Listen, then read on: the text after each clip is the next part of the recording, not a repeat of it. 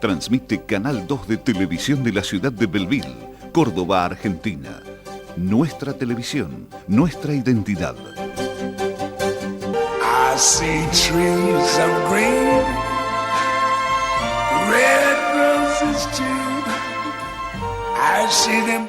El Consejo se ha pronunciado de una manera enfática acerca de la necesidad de condenar la justicia por mano propia en el contexto de un país en donde no podemos negar que existen casos severos de inseguridad. No obstante, esta es una herramienta interesante para generar la discusión que creo que nos estamos debiendo, y estamos junto con su coautor, el concejal Iván Vieira. Buenas noches, Iván, muchísimas gracias por venir. Y esto ha surgido a raíz quizás de lo que veníamos comentando, de lo que significa la presencia mediática facultando prácticamente a la gente para que se arme y rechace un eventual delito cometiendo otro. Y lo más importante quizás es que esto ha sido aprobado por todos los bloques, ¿verdad? Sí, en ese sentido agradecerles a todos los compañeros de las distintas bancadas que aceptaron que la resolución fuese presentada para ser tratada sobre tablas y se aprobó por unanimidad, y esa resolución lo que a su vez propone, más allá de las placas que se mostraron hace un ratito en imagen, es elevar al Ministerio de Educación de la provincia para que desde allí se genere nuestra propuesta, nuestra ambiciosa propuesta, y es que se genere desde el Ministerio de Educación una jornada de reflexión en todas las escuelas de la provincia. Dado que la idea que termina convirtiéndose en resolución y siendo aprobada es precisamente lo que nosotros recuperamos desde las aulas, que son la gran caja de resonancia de nuestra sociedad. Quienes somos docentes y quienes estamos enfrente de las aulas y llegan chicos con distintas formaciones, con la experiencia de estar todo el día pegado a una pantalla, consumiendo información que muchas veces, sin ser analizada con la debida profundidad o en el debido contexto, bueno, se trivializa o se toma a la ligera. Entonces, dados estos casos que se venían sucediendo, que empezaron en Buenos Aires, que tuvimos casos aquí en Córdoba, bueno, tiramos el tema obviamente en el aula como una necesidad. No olvidemos que nosotros estamos, todo este problema social, lo tenemos ahí en primera mano. Vos, me parece que fue muy pertinente tu introducción, tu mención al barrio, a los chicos que están subjetivándose con una determinada información. Y esa subjetivación va a ser determinante para cómo esté parado hacia el futuro. Nosotros tenemos una idea preconcebida de cuál es el delincuente. Cuando hablamos de delincuente y cuando Susana Jiménez o María Leal o María Marta Serralima dicen hay que matarlos, no cabe duda de que la idea que ellas están imaginando de ese delincuente tiene unas determinadas características. No se están imaginando a delincuentes que son que tienen ocupaciones, que tienen profesiones, que tienen roles determinantes dentro de la vida social, pero que no forman parte del imaginario. Es decir, hay una focalización, hay una estigmatización, y es necesario que nosotros como docentes nos paremos en el aula, porque todo el tiempo, todos los espacios políticos invocan a la educación como la herramienta absolutamente determinante para torcer los rumbos, los destinos de una sociedad. Entonces, nosotros somos docentes, estamos al frente de un aula, y un gravísimo problema que enfrentamos es la división estanca que tenemos en las instituciones. La profesora de matemáticas o la profesora de biología tiene tanto que ver en esto como la profesora de ciudadanía y participación. Y si nosotros no entendemos esto a nivel estructural, porque además tenemos la apoyatura en el diseño curricular, tenemos la ley que nos ampara para decir, a ver, el marco legal del Estado, la razón de ser de las instituciones, sobre todo las instituciones públicas en las que muchos hemos decidido trabajar, es absolutamente necesario de recuperar. La idea es recuperar lo obvio a partir de preguntas fundamentales. ¿Qué queremos? ¿Por qué estamos acá? O sea, ¿cuál es nuestra búsqueda como escuela? Solamente somos personas que estamos parados enfrente de alumnos para bajar conceptos, no sé, en cualquier... Igualmente, esto que aprobó el Consejo es una invocación a toda la ciudadanía y acentúo esta idea que te tiro porque sería importante pensar en que no todos los chicos van a la escuela. Entonces, esta es una iniciativa que, digamos, la escuela tiene que ser multiplicadora, pero ¿qué hacemos con los chicos que no van a la escuela? Y que también forman parte de ese universo que creo que sostenés con muchísima justicia, está siendo prejuzgado. Estaba un poco recuperando la génesis, de decir, estamos frente al aula, de dónde surge esta idea de decir, llevamos al Consejo Deliberante la necesidad de pronunciarnos como un órgano del Estado y recuperar los roles obvios y absolutamente determinantes para que situaciones como las que se vienen viviendo o como estas otras con las cuales nos encontramos cada día en las imágenes, bueno, puedan ser valoradas en su real dimensión. A ver, ¿cuál es la autoridad a partir de la cual María Marta Serra Lima dice lo que dice? O sea, como dijiste también, o sea, es extraordinaria cantante de boleros, pero de repente le atribuimos una valoración a sus palabras, o Susana Jiménez, quien representa claramente un modelo de éxito, porque eso es lo que torna a lo que dice tan peligroso, es la representación del éxito, es el modelo. Y la gente se identifica con ella. Exactamente. Y por lo tanto es posible, y eso es lo preocupante, que hasta le terminen haciendo caso. Claro. Pero quiero continuar con Ricardo, que es coautor de esta iniciativa. Yo voy además a señalar a la audiencia que esta es una iniciativa presentada por Iván Vieira, pero con el asesoramiento y la ayuda de Xavi Viñals, que está también con nosotros, y Ricardo Valari.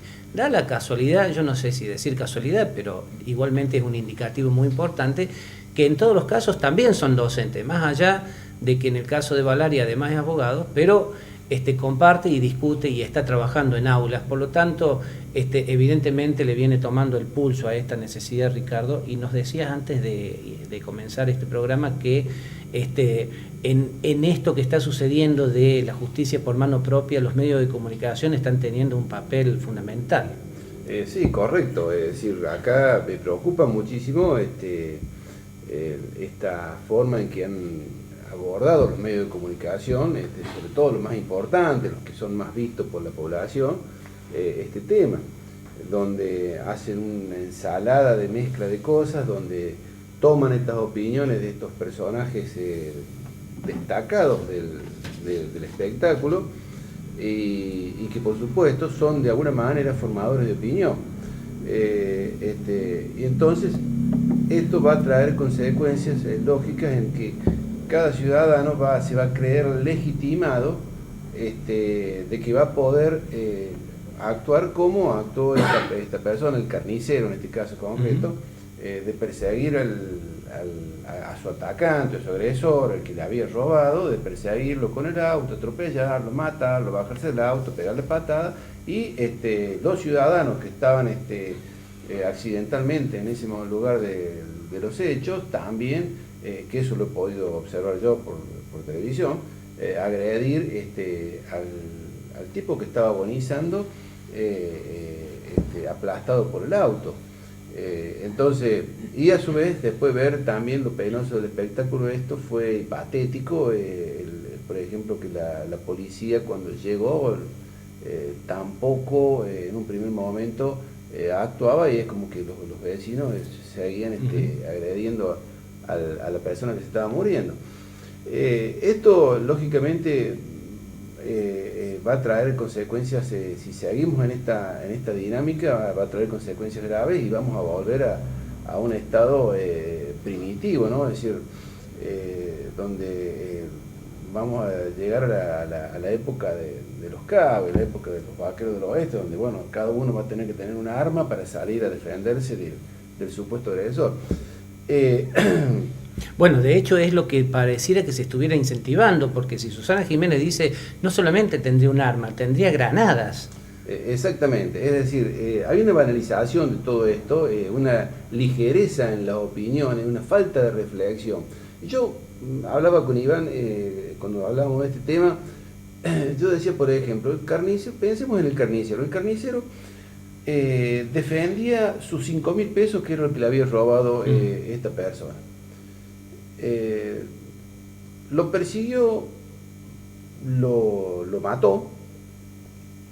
Debo suponer que recuperó los 5.000 pesos, pero ha tenido que contratar un abogado. Y ya... ahí se le fueron los 5.000 pesos. Pero, y mucho más. Mucho más. Pero no solamente eso. Fíjate vos... Ahora, perdóname, sí. Vamos a hacer como de abogados del diablo.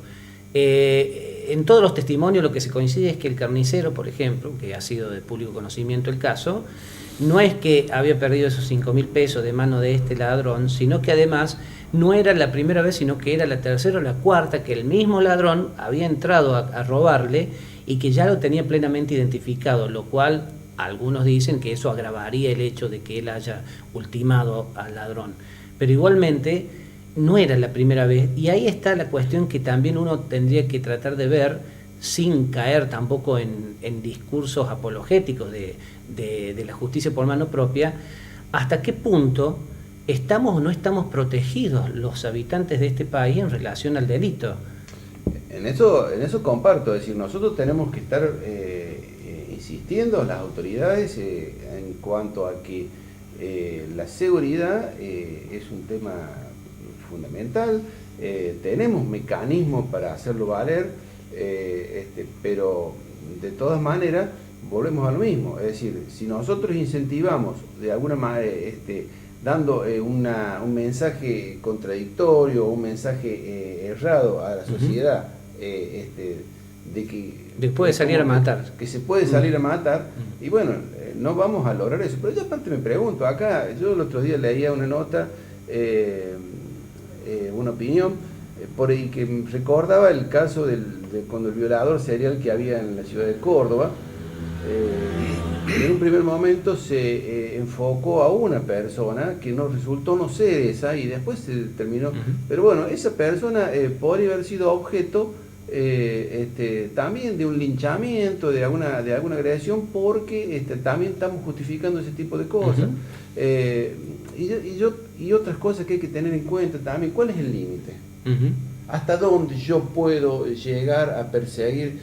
¿Cuál es el elemento material que yo debo sentir atacado, que es tan importante para mí, que a mí me permite quitarle la vida a la otra persona?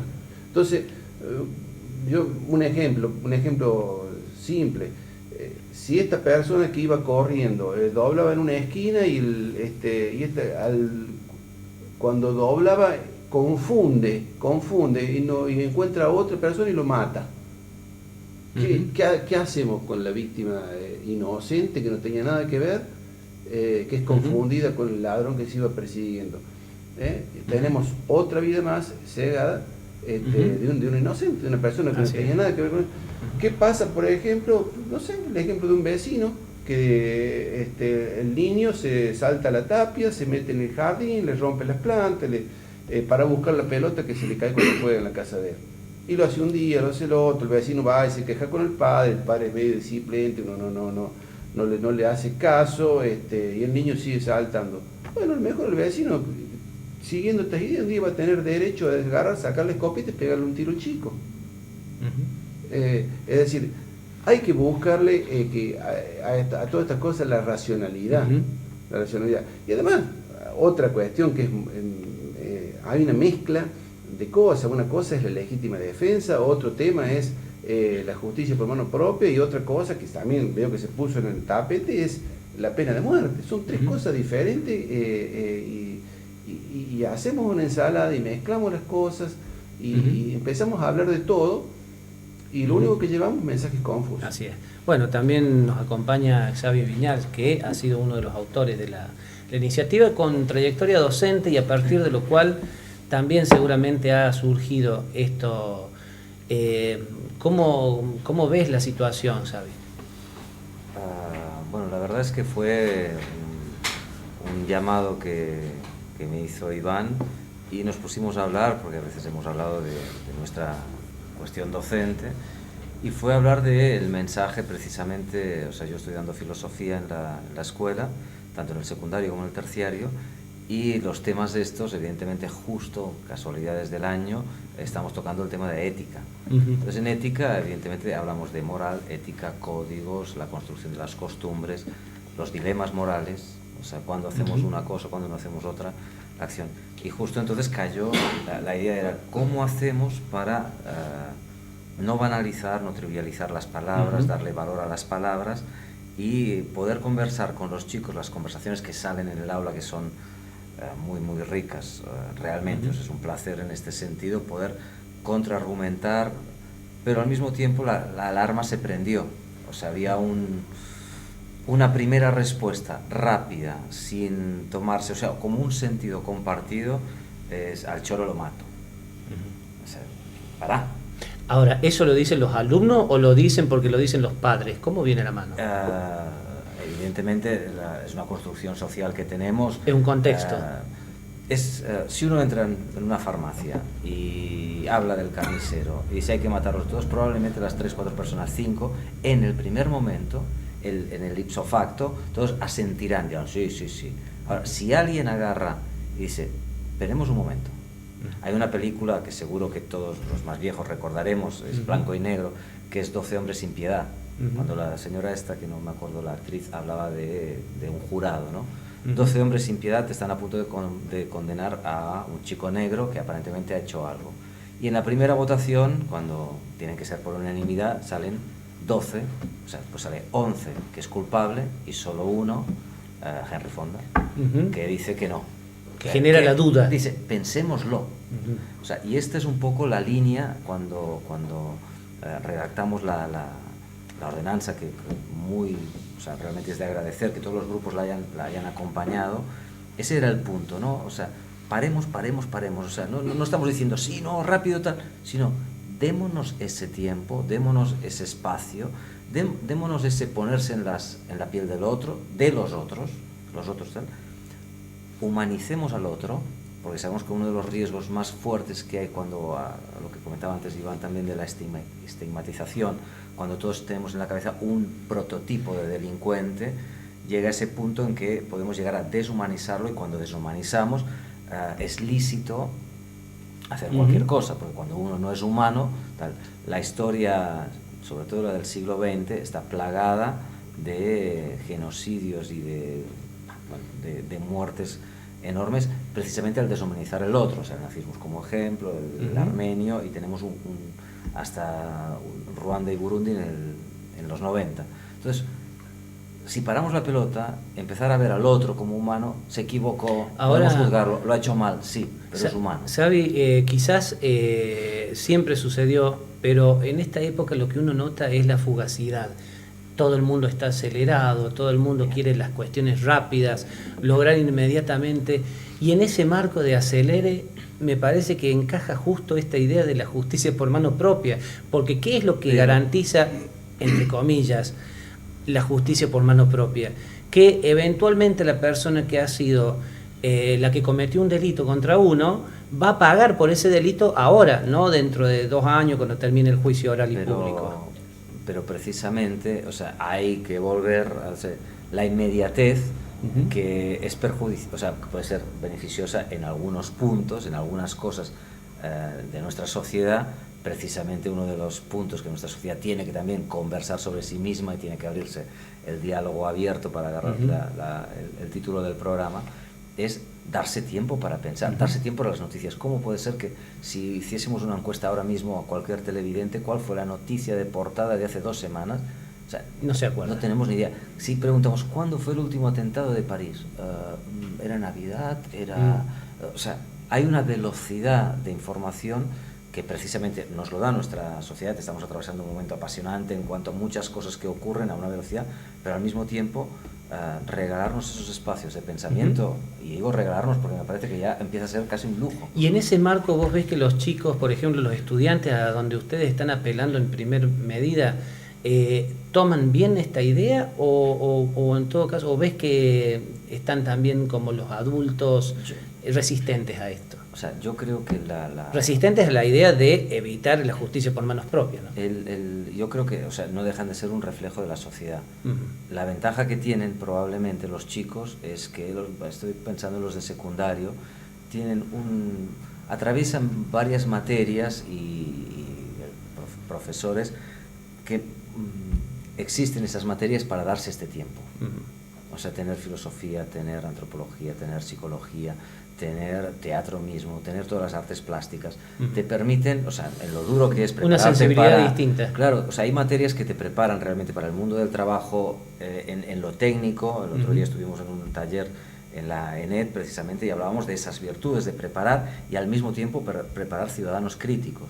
La ventaja que tenemos con los chicos, y ese es un punto que hay, por eso la ordenanza apunta hacia ese lado, es que todavía disponemos de esos espacios de tiempo, espacios donde los temas se pueden, tenés 1 hora y media, claro, tenés 2 horas, pero son cosas que ya una vez uno entra en el mundo del trabajo profesionalizado, o tal vez... Sí, los tiempos son distintos. Claro, entonces es una oportunidad como para podernos...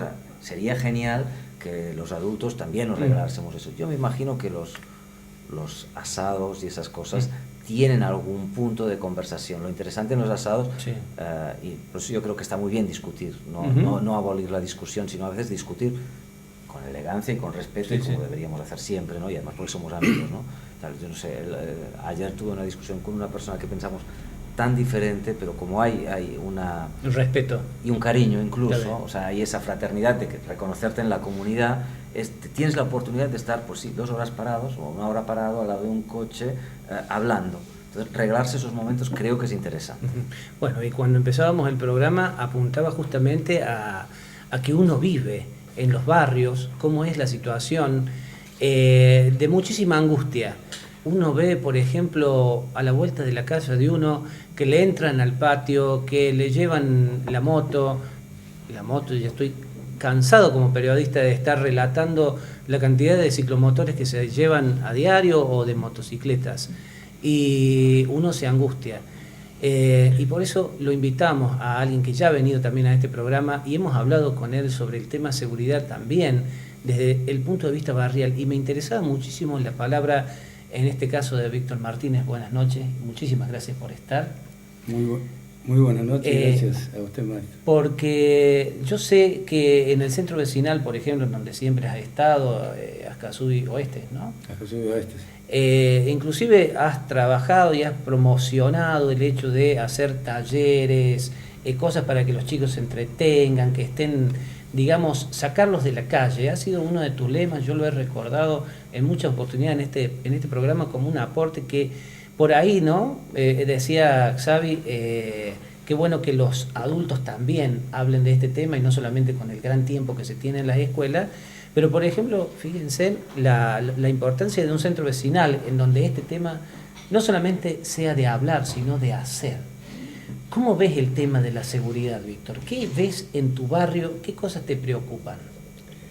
Nosotros hace 4 años pusimos en práctica un plancito de seguridad barrial. Es decir, que dentro del plan de actividad fijamos una serie de objetivos y entre uno de ellos estaba la de trabajar para colaborar con qué cosa, con el bienestar, la seguridad, pero fundamentalmente con la buena convivencia que tiene que haber entre los vecinos del sector. Es decir, fomentar un poco la armonía y la solidaridad entre todos. No es fácil, es difícil. ¿Qué hicimos nosotros? Llamamos a una reunión a los representantes de las distintas instituciones, los que vinieron con un enorme ánimo, ¿no es cierto?, de escuchar y colaborar, ¿no es cierto?, sobre el tema que íbamos a plantear esa noche. Fue muy importante así promover el contacto directo entre nosotros, los vecinos, la comunidad y ellos, o sea, los representantes de las distintas instituciones, o sea, las autoridades. En este caso fueron del ámbito judicial, policial, fueron bomberos, fueron docentes. Y bueno, y esto fue muy, muy lindo, ¿sabe por qué? Porque todo este tipo de reuniones son muy positivas y fundamentalmente se prestan a muchas preguntas y muchas respuestas. ¿Y por qué digo que fueron muy positivas? Porque permiten poner en el tapete qué cosa e identificar qué cosa, los distintos inconvenientes que tiene la gente en el sector. Y de esa manera nosotros vamos a encontrar la forma, los medios y los procedimientos destinados a darle un mejoramiento a la situación. ¿Y por qué hablo de mejoramiento y no de solución? Porque, estimado maestro, no hay cuerpo humano en el mundo que a uno le pueda garantizar una seguridad absoluta, ni tampoco policía en el mundo que nos pueda erradicar en forma definitiva el delito. Y si nosotros tenemos en cuenta las características de la vida moderna que nos están diciendo, señores, la seguridad es responsabilidad compartida, ¿no es cierto? Porque hay que darle participación a la ciudadanía en las tareas de prevención. No como alcahuete o bochones, no. Simplemente es lo que hacemos nosotros. Nosotros salimos de noche con la finalidad y con el pensamiento, dentro de lo que nosotros podemos defender, todos los bienes patrimoniales que están reconocidos y protegidos por la ley, como así también de aquellas personas, ¿no es cierto?, que evidencien signos de cometer alguna infracción. Automáticamente avisamos a las autoridades de aplicación, que son la policía en este caso. Ahora, cuando por ejemplo ves estas discusiones que se están armando en el país y con divas de la televisión que hablan de yo tendría una granada en mi casa, ¿vos qué le dirías a tus vecinos?